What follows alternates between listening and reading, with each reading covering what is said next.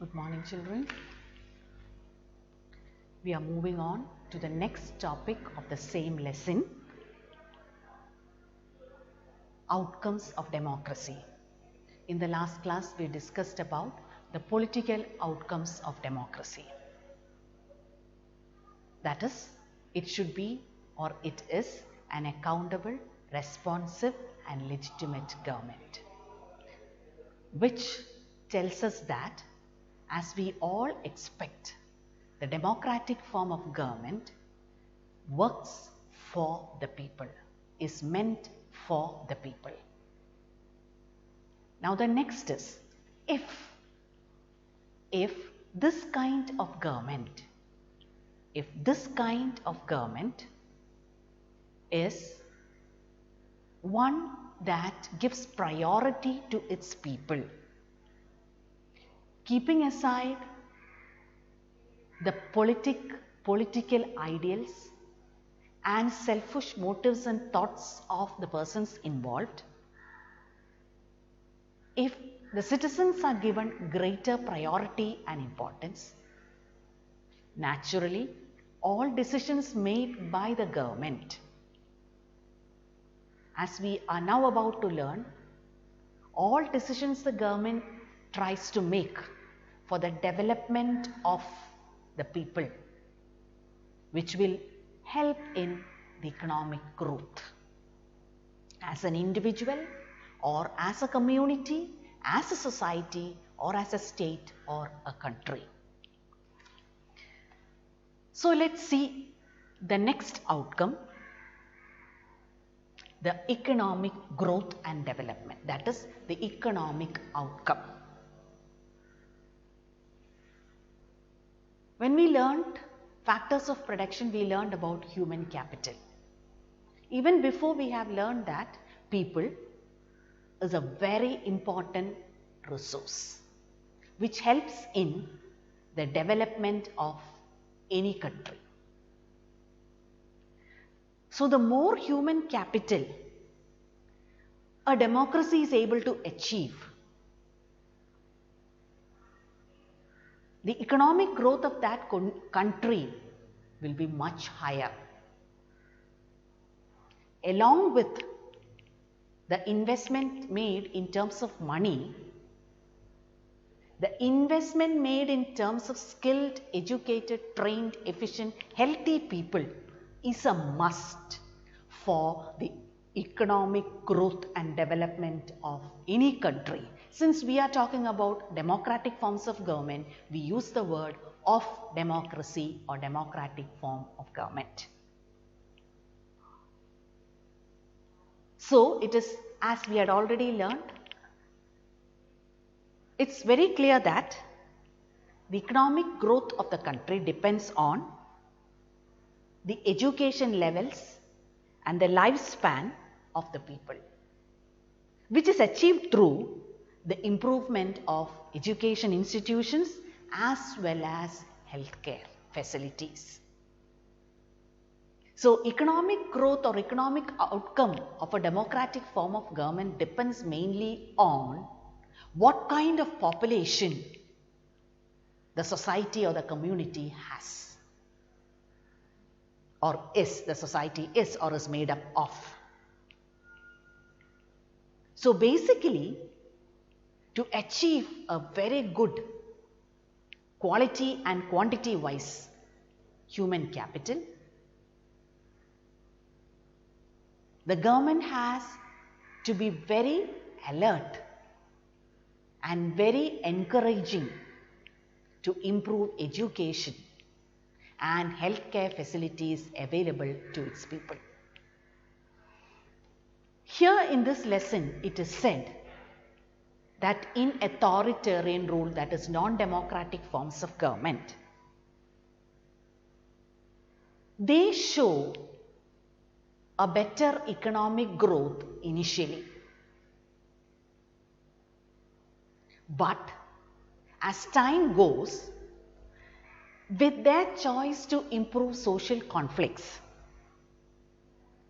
so all this has to be accommodated, is it not? Whether it be a democracy or not, resolving social conflicts, because there will be diversities, there will be different kinds of people who have various differences in views and opinions. They have to be accommodated wherever they are.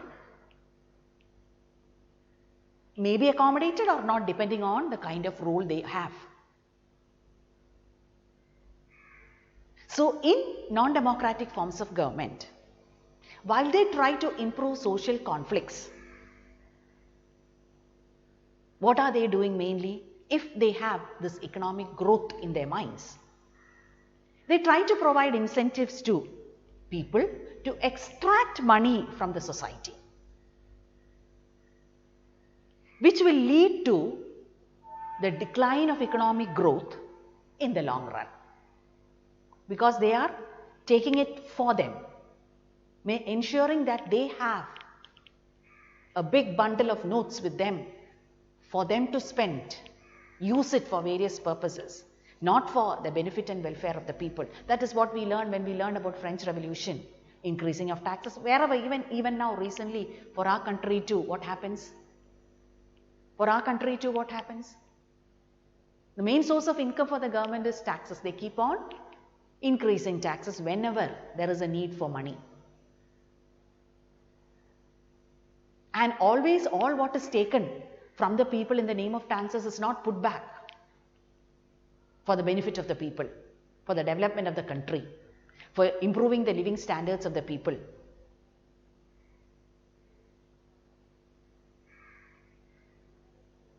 But it is said, in democracy, through their policies designed mainly for liberty and equality, because democracy is a form of government where freedom for its citizens exists, equality for its citizens should exist. So when such policies are made, directly or indirectly it affects individuals or different firms.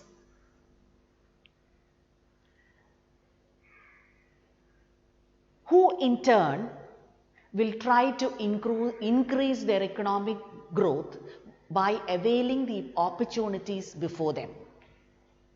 Because they are given, there are liberal policies from the side of the government. There are enough and more of opportunities to use and improve their economic conditions, which will add to the economic growth of the country. That will bring in positive results or a positive impact on the economy of the country. Understood? That is because people are given greater importance. The government, while making policies, will have to make sure that those in turn will improve, will help the people. Otherwise, the first outcome will be questioned. So, whatever in terms of economic development is done for the people, it will help in the economic development of the country at large. So, the survival of this democratic form of government depends mainly on the economic growth. Why? Because we have already learned that economic development is measured on the basis of what? Is measured on the basis of the per capita income, the average income of an individual. Unless this increase steadily, uniformly, no economic growth will be visible. Understood? No economic growth will be visible unless the per capita income of individuals in democratic forms of country or democratic countries improve.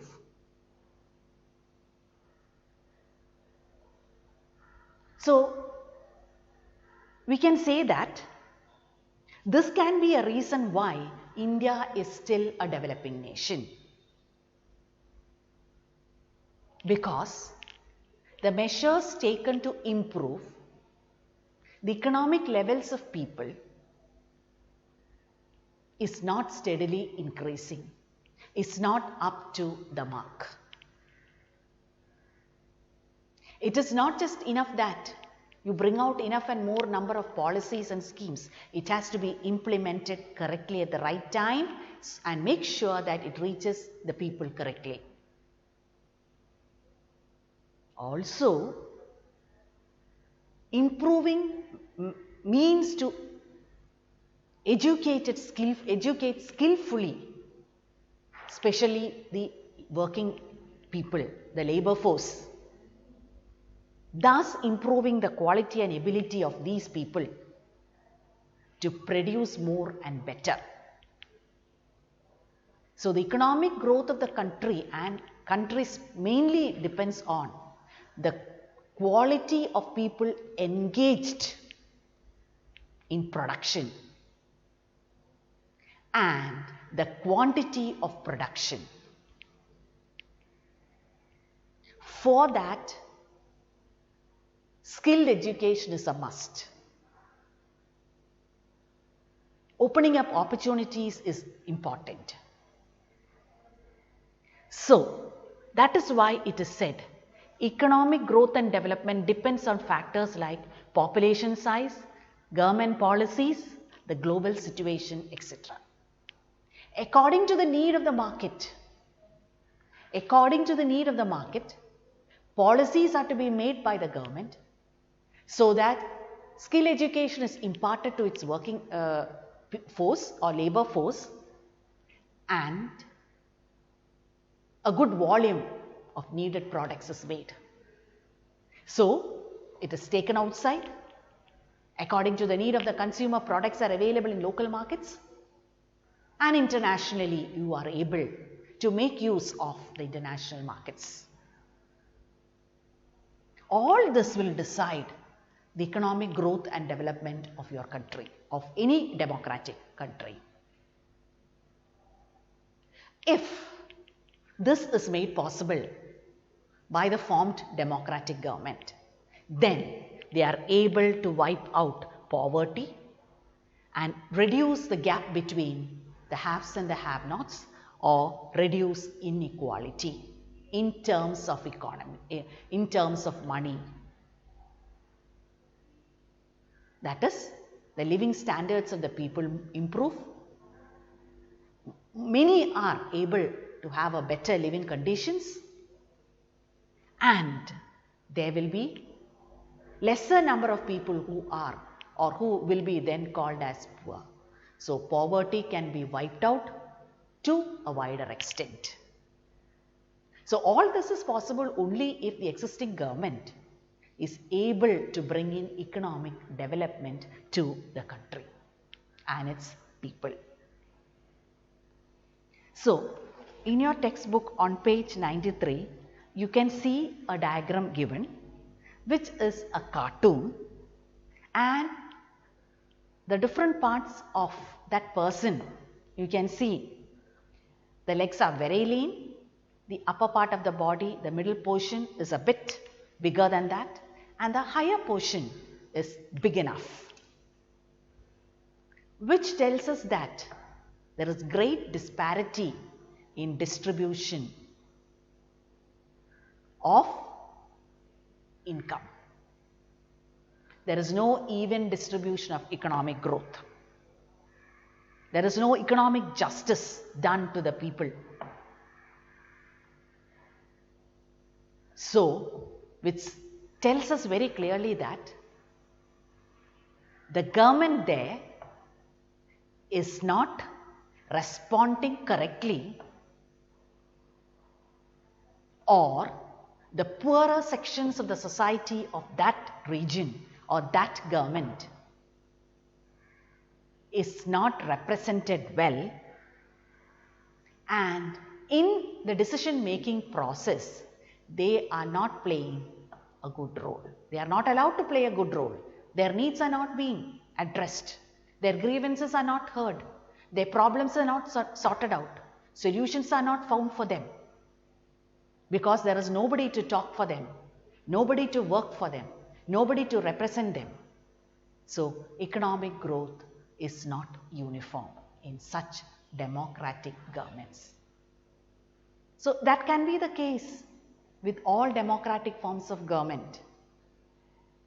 But always in figures, this will not come out. Only the small percentage that is benefiting out of the governmental economic policies will be shown. So everybody believes blindly that that country is economically well. But that need not be always the case. So by economic growth and development, if the government taking into consideration all this is able to reduce inequality and poverty and improve the living conditions of its people and help them get a good share, a fair share of the national income, then will they improve and the country economically improve. So, let's summarize. What is the role of the economic outcomes of democracy in developing nations? So, the first one can be the policies and programs devised by the government. Is it helping in eradication or wiping out of poverty? And is it good for the people? So, the first one is you have to make sure that poverty is eradicated. Eradication of poverty.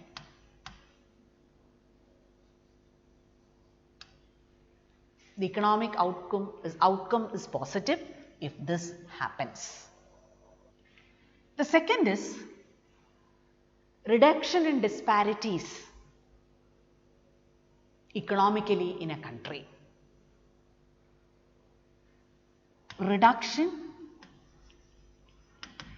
in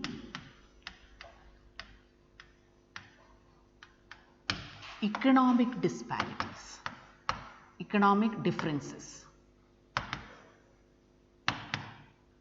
That is reduction in economic disparities. The third one is it enables to create healthy economic priorities for the country.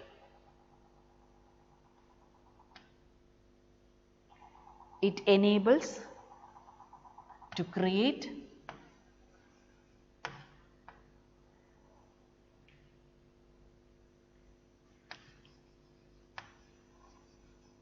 healthy economic priorities.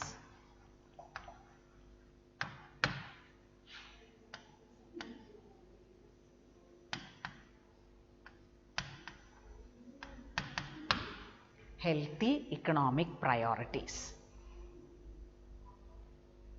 So once the country has improved economically, trade relations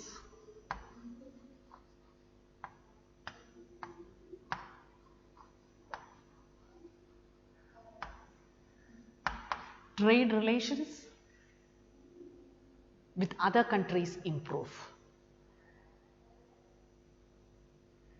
There will be opportunities for better job.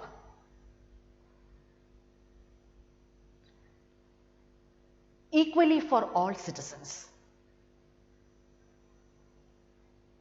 So, job opportunities.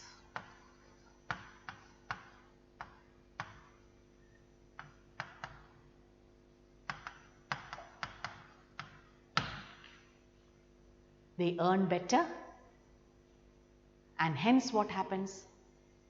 The living standards of the people improve.